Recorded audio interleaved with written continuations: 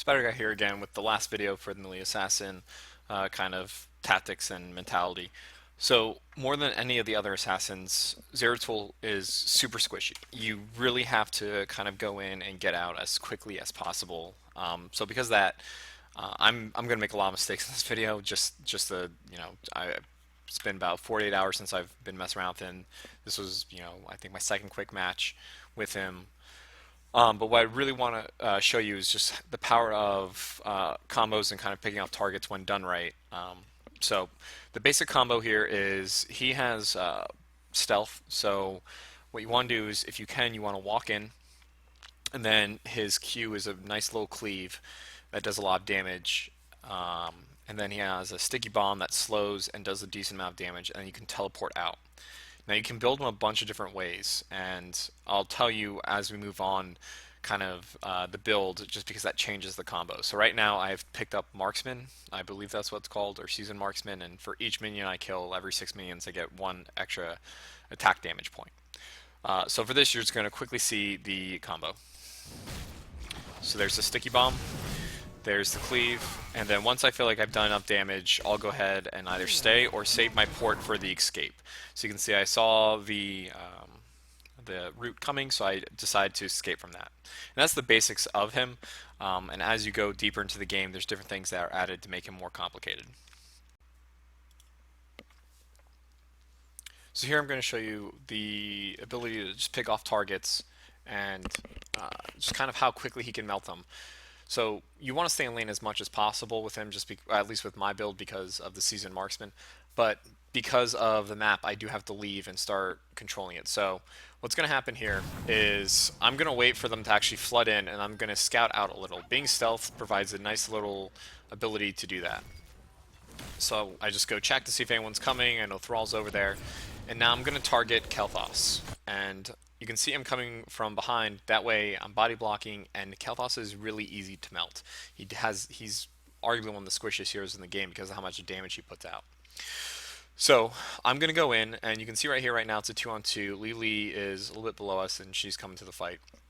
So hopefully, in my mind, I'm thinking, Kel'Thas will be melted, and then we'll pick off Raynor. And you can see how quickly between the two of us, how quickly we can do that. So there's the first one, and there's the second one. And now we're up 2 kills to 0. Really good start, largely because we have a very squishy team, but the combo does wonders against squishy targets, which is really who you should always be looking at.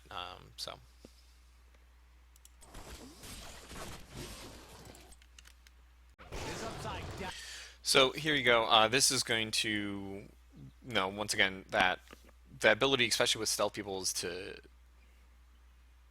One of the things I want to show Zeratul is his ability to just kill people outright fairly quickly, especially with Nova, because they're both stealth. It's very easy to just pick off targets and melt them. Now, because it's Nova, I'm actually the one who's going to be out in the lane taking the damage, kind of trying to bait them out. But once I see Nova, and I know this is coming, and once I see Nova kind of pop her abilities, I'm going to dive in and try finishing off the job very quickly. And you'll see Thrall, who's largely at full health right now, is going to melt very, very quickly just between the two bursts from the assassins. So there's the port,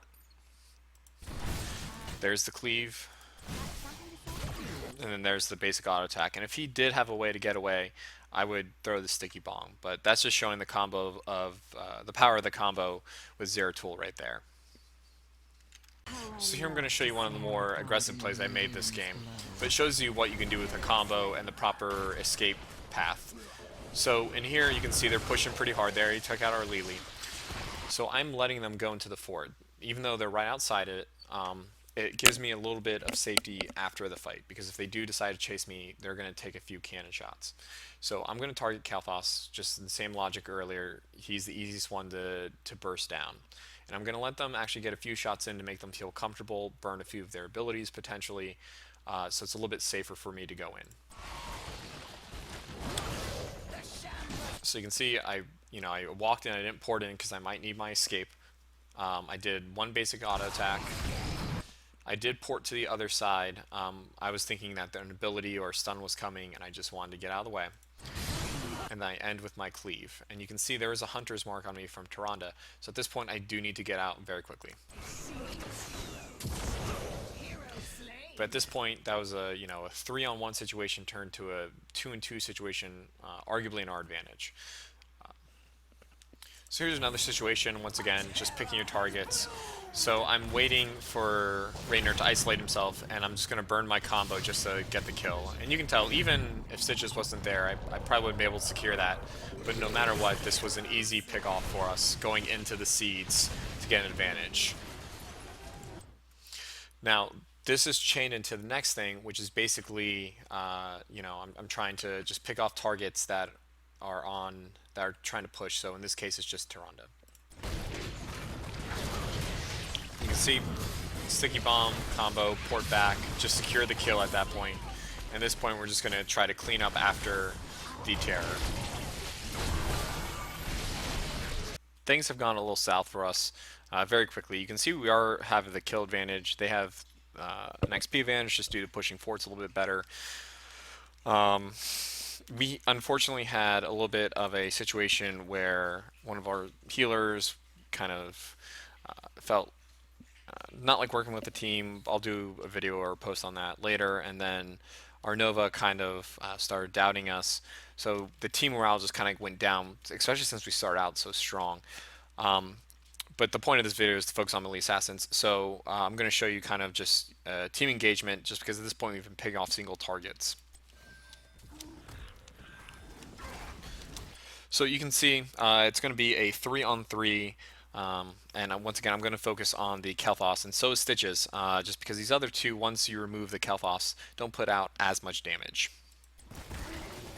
You can see I'm collecting some stuff, and then I'm going to bait the Kel'Thas out.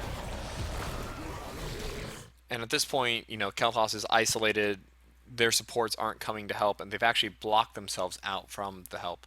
So this is an easy pick for us here.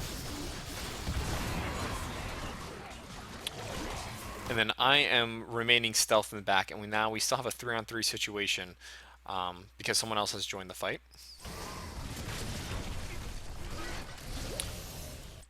And this is the really important thing, is when to use your heroic. And with Thrall, I was a little more liberal with it. With Zeratul, I'm trying to just control fights, and I'm really bad with it, to be honest, and I'm still trying to learn it. But at this point, I figured giving us some time to sit and think about what we were going to do next without communicating was advantageous to us. So kind of ruined the hook there. But I'm going to sit back, go stealth, and then I'm going to pick my target based off of damage. So you can see Tyrande is my next target right there, so that's who I'm going after. And then at that point, I'm going to peel off Nazeebo there, and then go back for Raynor, just because that is the next kill secure that we're going for.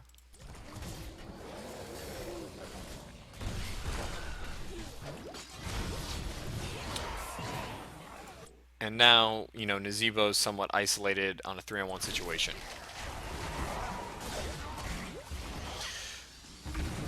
You can see we're just, and that was a 3-on-3 situation the entire time. We got 4 kills off of that, and you can see the proper way to do that was to just port around the battlefield, pick off targets that are isolated, peel off targets, go back to the main target, and use your heroic to control the battlefield, at least with Zeratul. But that combo was really important. That's what secured all my kills, and that meant going back, letting my stealth re-click, and then just waiting for my cooldowns to go back. So that that's basically the game. We end up losing. We make somewhat of a counter off of this, just because most of their team is down at this point. It's still not enough to get back, and we basically just had a race on the forts, and they ended up winning. Very, very close match. So that should do it for the Melee Assassins. Hopefully this was helpful, and if you want to post builds or questions about builds or just more theory crafting or tips or anything, just post in the comments or contact me if you want to practice on this stuff. Just friend me. Look back to the intro post and my gamer tags there for Battle.net, and I'll be more than happy to sit down and practice this stuff with you. Or if you feel like I'm a bad player and you want to give me some advice, that also works. So thanks for your time with this post. I'll probably post another big post next week.